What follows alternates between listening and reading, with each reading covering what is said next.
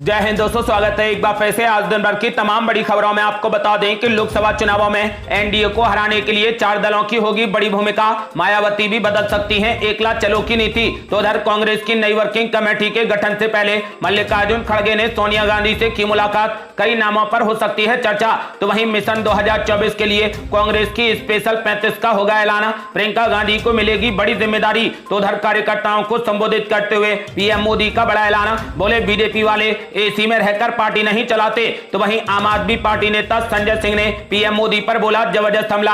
बोले हिंदुस्तान के मुसलमानों को गले कब लगाएंगे पीएम मोदी। तो वहीं महाराष्ट्र पहुंचे केसीआर को संजय राउत ने दे डाली खुली चुनौती। बोले ऐसे ही नाटक करेंगे तो तेलंगाना भी खो देंगे। और भी बड़ी खबरों को जानेंगे विस्तार से, लेकिन उससे पहले यदि आप भी मानते हैं कि देश की जनता बदलाव चाहती है तो इस वीडियो को लाइक कर, चैनल को लाल बटन दबाकर सब्सक्राइब करें और कमेंट बॉक्स में लिखें जय हिंद। दरअसल दोस्तों आपको बता दें कि लोकसभा चुनावों में एनडीए को हराने के लिए अब ऐसा माना जा रहा है कि मायावती भी पाला बदल सकती हैं। यानी मायावती एकला चलो की रणनीति को छोड़कर विपक्षी गठबंधन के खेमे में शामिल हो सकती हैं। विपक्षी एकता को लेकर बिहार की राजधानी पटना में 23 जून को बड़ी बैठक का आयोजन किया गया था। मुख्यमंत्री नीतीश कुमार के आवास पर हुई इस महाबैठक में 15 दलों के 32 नेताओं ने हिस्सा लिया था। कांग्रेस पार्टी के नेता राहुल गांधी ने इस बैठक के बाद कहा कि ये लड़ाई विचारधारा की है, भारत की नींव पर आक्रमण किया गया है। जबकि पीपुल्स डेमोक्रेटिक पार्टी के अध्यक्ष महबूबा मुफ्ती का यह कहना था कि लोकतंत्र और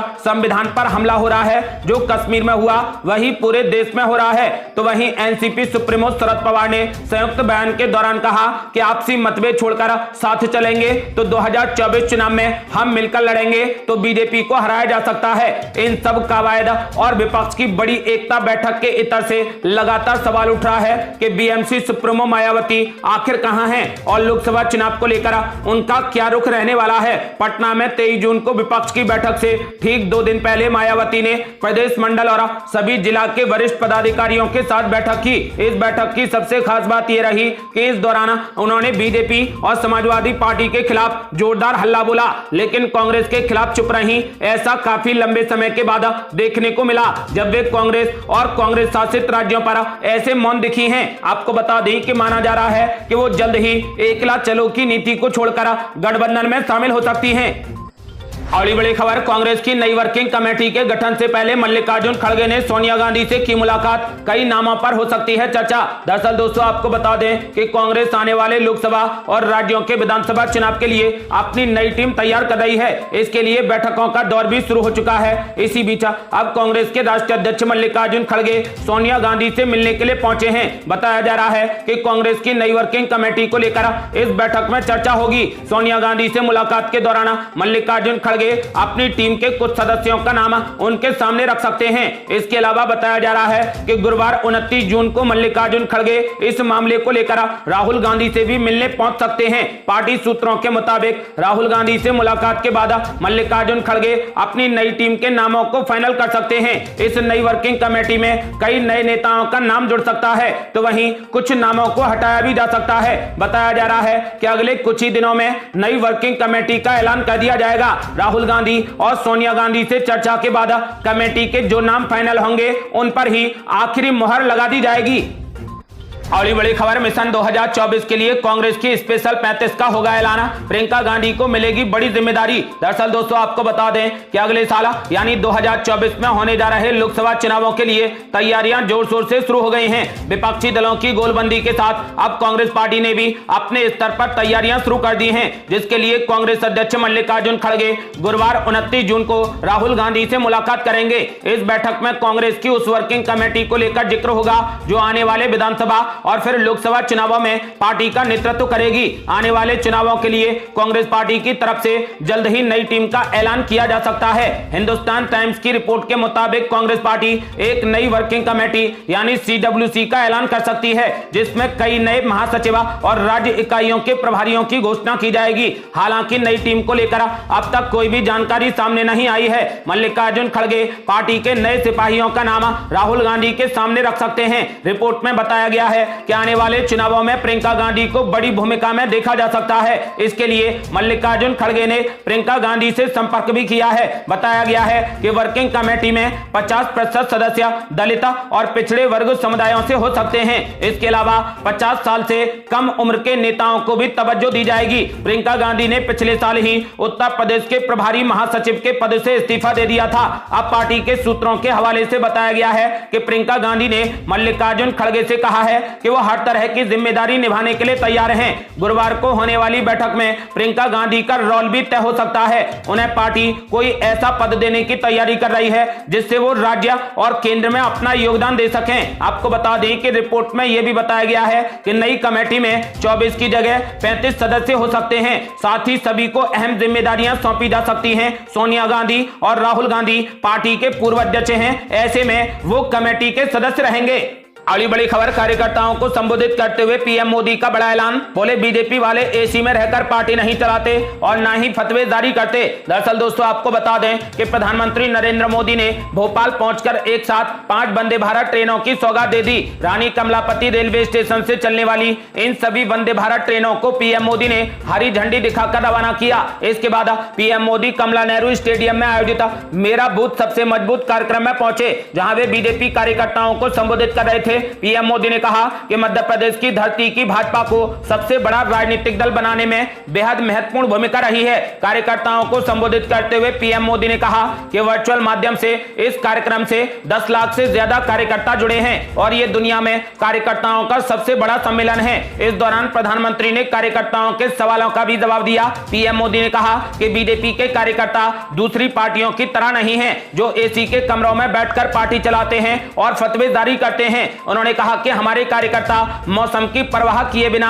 लोगों के बीच जाते हैं और गांव-गांव का दौरा करते हैं। आपको बता दें कि फिलहाल प्रधानमंत्री नरेंद्र मोदी ने आज भोपाल पहुंचकर भोपाल यानी मध्य प्रदेश की जनता को 5 वंदे भारत ट्रेनों की सौगात दी है। अगली बड़ी खबर, यूसीसी पर भी पीएम मोदी ने दिया बड़ा बयान। बोले एक घर 2 कानूनों से नहीं चल पाएगा, लोगों को भड़काया जा रहा है। दरअसल दोस्तों आपको बता दें कि पीएम नरेंद्र मोदी ने मध्य प्रदेश की राजधानी भोपाल में मेरा बूथ सबसे मजबूत कार्यक्रम के तहत कार्यकर्ताओं को संबोधित किया। पीएम मोदी ने देश में समान नागरिक संहिता को लेकर बड़ा बयान दिया। पीएम मोदी ने कहा एक घर 2 कानूनों से नहीं चल पाएगा, ठीक उसी तरह से एक देश में 2 कानून नहीं हो सकते हैं। आपको बता दें कि पीएम मोदी ने कहा कि यूनिफॉर्म सिविल कोड के नाम पर लोगों को भड़काया जा रहा है। एक घर में 2 कानून से घर नहीं चल पाएगा। भारत के संविधान में भी नागरिक के समान अधिकार की बात की गई है। वोट बैंक की राजनीति हो रही है, पसमानदा मुस्लिम राजनीति के शिकार हो रहे हैं। कुछ लोग तुष्टीकरण की राजनीति करते हैं और देश को तोड़ते हैं। बीजेपी कैडर मुस्लिम को जाकर समझाए। भोपाल में पीएम मोदी ने समान नागरिक संहिता को लेकर पार्टी के निचले स्तर के कार्यकर्ताओं को स्पष्ट मैसेज दिया है। प्रधानमंत्री का यह बयान तब आया है जब बीते दिनों ही लॉ कमीशन ने एक विज्ञप्ति जारी करा देश के नागरिकों से समान नागरिक संहिता पर उनसे लिखित में सुझाव मांगे थे। आपको बता दें कि पीएम नरेंद्र मोदी ने कहा कि एक घर 2 कानूनों से नहीं चल पाएगा, इसीलिए यूसीसी जरूरी है। आपको बता दें कि उन्होंने विपक्षी दलों पर हमला बोलते हुए कहा कि लोगों को भड़काया जा रहा है। अगली बड़ी खबर, आम आदमी पार्टी नेता संजय सिंह ने पीएम मोदी पर बोला जबरदस्त हमला। बोले हिंदुस्तान के मुसलमानों को गले कब लगाएंगे पीएम मोदी, मोदी के जुल्म का होगा अंत। दरअसल दोस्तों आपको बता दें कि आम आदमी पार्टी के सांसद और उत्तर प्रदेश के प्रभारी संजय सिंह ने बीजेपी पर करारा हमला बोला। उन्होंने प्रधानमंत्री नरेंद्र मोदी की अमेरिका और मिस्र की यात्रा पर भी चुटकी ली। संजय सिंह आज रामपुर में 2024 के लोकसभा चुनाव की तैयारियों पर मंथन करने पहुंचे थे। उन्होंने नगर निकाय चुनाव में आम आदमी पार्टी के टिकट पर जीते चेयरपर्सन और सभासदों की बैठक ली। आम आदमी पार्टी सांसद ने बीजेपी को भारतीय झगड़ा पार्टी बताया। उन्होंने कहा कि बीजेपी झगड़ा और नफरत करवाती है। दुनिया की सबसे बड़ी नफरत की फैक्ट्री को अब धीरे धीरे लोग पहचान चुके हैं। उन्होंने कहा कि पीएम मोदी के जुल्म का अंत होगा। उन्होंने कहा कि पीएम मोदी मिस्र में जाकर मुसलमानों को गले लगाते हैं, दुबई में जाकर शेखों को गले लगाते हैं। संजय सिंह ने कहा कि भारत में भी बहुत सारी अच्छी मस्जिदें बनी हुई हैं, हिंदुस्तान के मुसलमानों को भी गले लगाइए। पता कर करने की जरूरत है कि अमेरिका और मिस्र की पीएम मोदी की यात्रा से भारत को क्या मिला। संजय सिंह ने बीजेपी के घोषणा पत्र पर भी सवाल खड़े कर दिए। उन्होंने पूछा कि किए गए वादों का क्या हुआ, बीजेपी कितने दिनों में पूरा करेगी। उन्होंने मांग की कि सभी पार्टियों का घोषणा पत्र चुनाव आयोग में पंजीकृत होना चाहिए। चुनाव आयोग को टाइम बाउंड एफिडेविट लेना चाहिए कि वादों को कितने दिनों में पूरा किया जाएगा। संजय सिंह ने कहा कि घोषणा के नाम पर जनता को बेवकूफ बनाकर वोट लेने का हम समर्थन नहीं करते हैं। आपको बता दें कि उन्होंने पीएम मोदी पर जबरदस्त हमला बोला। उन्होंने कहा कि पीएम मोदी के जुल्म का अंत जरूर होगा। उन्होंने कहा कि दुनिया की सबसे बड़ी नफरत की फैक्ट्री को अब धीरे धीरे लोग पहचान चुके हैं। अगली बड़ी खबर, महाराष्ट्र पहुंचे केसीआर को संजय राउत ने दे डाली कड़ी चुनौती। बोले ऐसे ही नाटक करेंगे तो तेलंगाना को भी खो देंगे। दरअसल दोस्तों आपको बता दें कि तेलंगाना के मुख्यमंत्री के चंद्रशेखर राव यानी केसीआर मंगलवार को महाराष्ट्र के पंढरपुर में विठ्ठल रुक्मिणी मंदिर में पूजा अर्चना करने पहुंचे। राव की ये तीर्थ यात्रा की शुरुआत आषाढ़ी एकादशी से 2 दिन पहले हुई है। बीआरएस नेता ने बताया कि भारत राष्ट्र समिति के नेता और उनके कैबिनेट सहयोगी सोमवार को 600 वाहनों के साथ पंढरपुर पहुंचे हैं। राव की यह यात्रा महाविकास अघाड़ी यानी एमबीए नेताओं द्वारा महाराष्ट्र में गंभीर दबाव डालने के उनके इरादों पर सवाल उठाने के बाद हुई है, जिसमें कहा गया है कि यह भाजपा के खिलाफ विपक्षी पार्टियों की एकता को कमजोर कर सकती है। आपको बता दें कि राव के महाराष्ट्र दौरे पर शिवसेना यूबीटी नेता संजय राउत ने पलटवार करते हुए कहा कि तेलंगाना के मुख्यमंत्री का महाराष्ट्र की राजनीति पर कोई असर नहीं पड़ेगा। यदि केसीआर ऐसे ही नाटक करते रहेंगे तो वो तेलंगाना को भी खो देंगे। डर की वजह से वो महाराष्ट्र आए हैं, लेकिन उनके 12 से 13 नेता कल ही कांग्रेस से जुड़े हैं। ये केसीआर और कांग्रेस की जंग है। उन्होंने कहा कि महाविकास अघाड़ी दल महाराष्ट्र में मजबूत स्थिति पर है। आपको बता दें कि फिलहाल केसीआर महाराष्ट्र में अपने पैर पसारना चाहते हैं। इसी के चलते वो 600 वाहनों के साथ महाराष्ट्र में डेरा डाल चुके हैं। इसी को लेकर संजय राउत ने उन पर जबरदस्त हमला बोला। उन्होंने कहा कि केसीआर अगर ऐसे ही नाटक करेंगे तो वो तेलंगाना को भी खो देंगे।